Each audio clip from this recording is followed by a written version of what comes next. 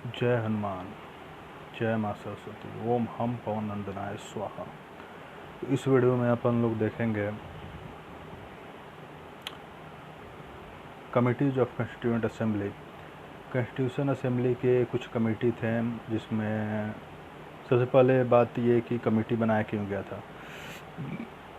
Constituent assembly जब बन गया, देखा गया कि कॉन्स्टिट्यूशन बनाने के लिए बहुत से ऐसे काम हैं जो इसके लिए स्पेशलाइज्ड कमेटी की ज़रूरत है। मतलब स्पेशलाइज्ड तरीके से काम करने, जैसे डॉक्टर स्पेशलाइज्ड होते हैं, कोई कान के लिए, कोई नाक के लिए, कोई हड्डियों के लिए।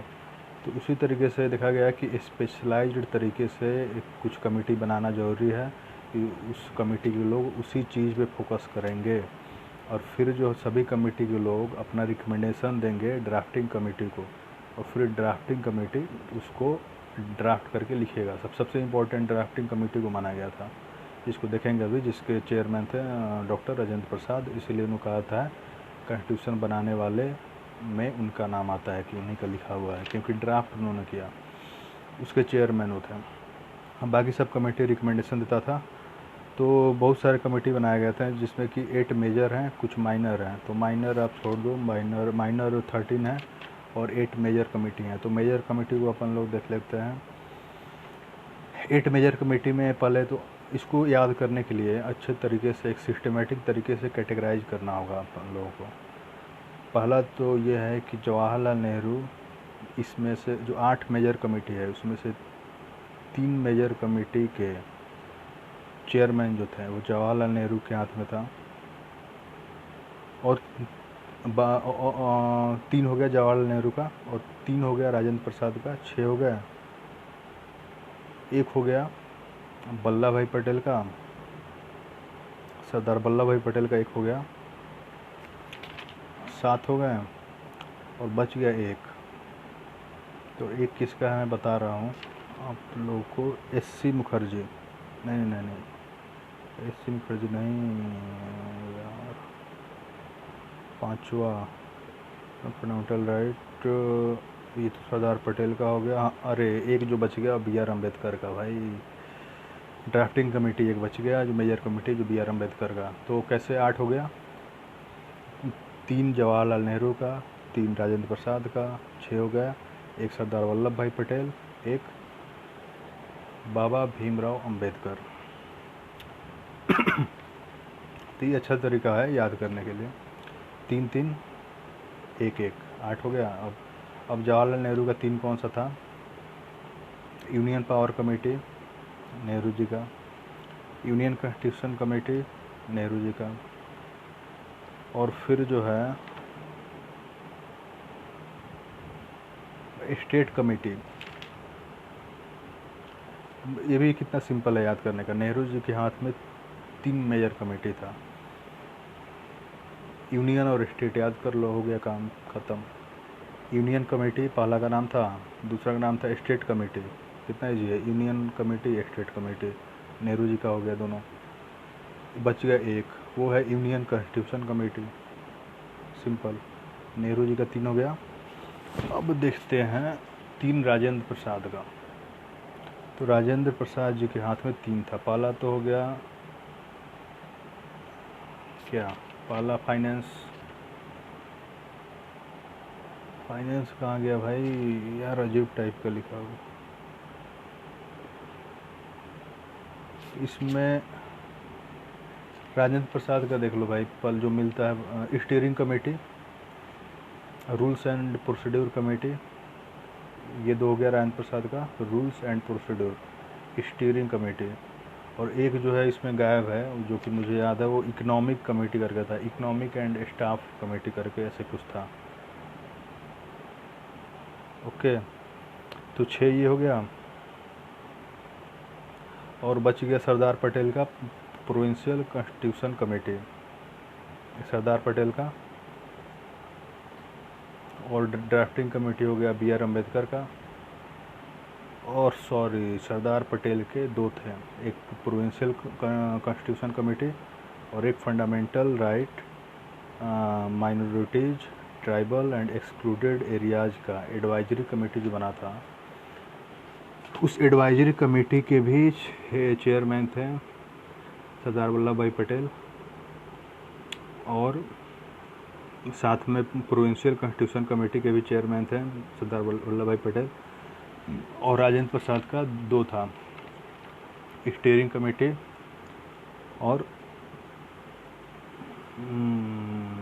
Rules and procedure committee. इतना इम्पोर्टेंट है नहीं वैसे भी, इसको आप छोड़ सकते हैं। अभी मैं दूसरे बुक में देखा था ना, तो उस दूसरे बुक में और राजेंद्र प्रसाद का 3 दिया हुआ था, इसलिए मैं बोल रहा था। लेकिन लक्ष्मीकांत में सही दिया हुआ है। लक्ष्मीकांत में दिया है नेहरू जी का 3 कमेटी, 2 राजेंद्र प्रसाद के, 2 सरदार वल्लभ भाई पटेल, 7 हो गए, 1 बच गया वो बाबा भीमराव अम्बेडकर ड्राफ्टिंग कमेटी। अब वो ज़्यादा इंपॉर्टेंट नहीं है, ज़्यादा स्टेट PCS वगैरह SSC में पूछता है, UPSC में आज तक कभी नहीं पूछा है कमेटी का।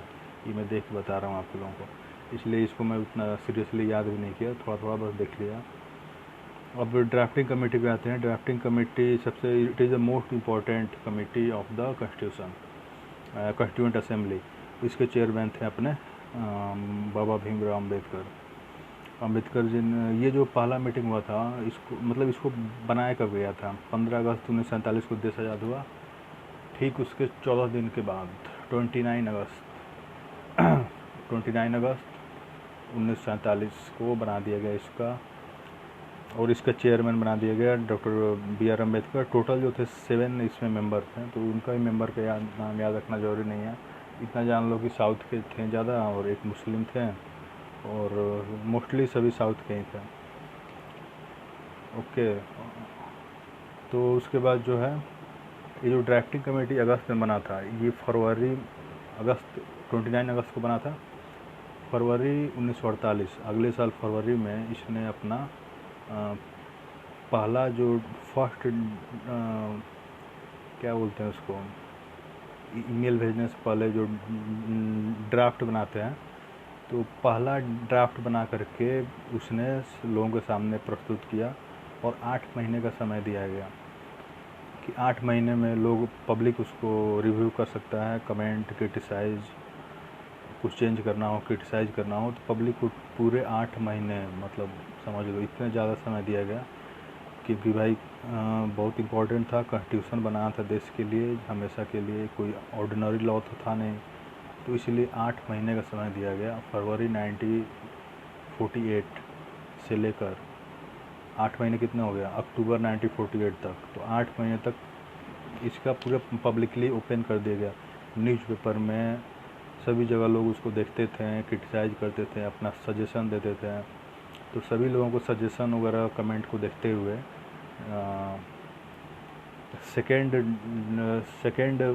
दूसरी बार अपना ड्राफ्ट बना करके प्रस्तुत किया लोगों के पास, और वो था अक्टूबर 1948 में। 8 महीना हो गया अक्टूबर में, फरवरी से लेकर, तो अक्टूबर 1948 में सेकेंड ड्राफ्ट जो है पब्लिश किया गया।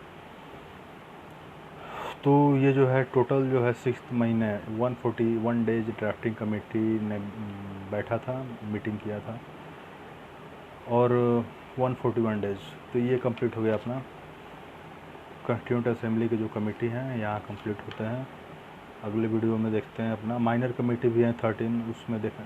ये लो भाई, अभी माइनर कमेटी जो राजेंद्र प्रसाद का जो है फाइनेंस एंड स्टेट कमेटी, इसको माइनर कमेटी में डाल दिया इसमें, और जबकि मैं दूसरे बुक में देखा था इसको मेजर कमेटी में डाला था, इसलिए कन्फ्यूजन हुआ था वीडियो के शुरू में, उसके लिए समझ गया क्या हुआ था वो। लक्ष्मीकांत में इसमें माइनर में डाल दिया है। तो ये जो मेजर माइनर है खुद से क्रिएटेड, जैसे कि DPSP में हम लोग देखे थे ना कि सोशलिस्ट, गांधीयन, लिबरल, ये जो संविधान में कैटेगराइज है नहीं, खुद से बना दिया गया है, कैटेगरी खुद से बनाया गया। वैसे ही ये जो है मेजर कमेटी 8, माइनर कमेटी 13, ये ऐसे बनाया नहीं गया था, ये खुद से समझने के लिए जो लोगों ने बना दिया है कि कैटेगराइज करने में थोड़ा आसान होता है स्टडी करना, तो इसलिए मेजर माइनर इन्होंने डिवाइड कर दिया है। तो किसी में अलग अलग तरीके से लोगों ने किया है कि कोई कंसेंसस लगभग 99% का है, लेकिन एक कमेटी है जिसको कोई माइनर में डाल लेता है, कोई मेजर में मान लेता है, जैसे कि राजेंद्र प्रसाद वाला फाइनेंस कमेटी जो था वो। तो इस पे ज़्यादा आप ध्यान ना दीजिए, अब हम लोग चल देंगे इनेक्टमेंट ऑफ कॉन्स्टिट्यूशन को इनेक्टमेंट कैसे हुआ नेक्स्ट वीडियो में देखेंगे। इन्फोर्समेंट ऑफ कॉन्स्टिट्यूशन कैसे हुआ, क्रिटिसिज्म ऑफ कॉन्स्टिट्यूएंट असेंबली, ये भी देखेंगे। तो वीडियो में साथ बने रहें, जितने वीडियो आ रहे हैं, जो भी कंटेंट है शानदार हैं, काफ़ी हैं प्रीलिम्स निकालने के लिए यूपीएससी का, मेंस में भी काम आएंगे। तो वीडियो और भी अपलोड डेली होते रहेगा। मैं बोल रहा हूँ ना, इस पर तो मैं हज़ारों वीडियो प्रीलिम्स के पहले तक, लगभग समझो कितने 1000 प्लस 2000 वीडियो भी हो सकता है। पूरे सिलेबस कंप्लीट जरूर मैं करूँगा, करेंट अफेयर्स का भी और स्टैटिक का भी जरूर होगा कंप्लीट। तो ओके बाय, जय हनुमान। चैनल सब्सक्राइब जरूर करें।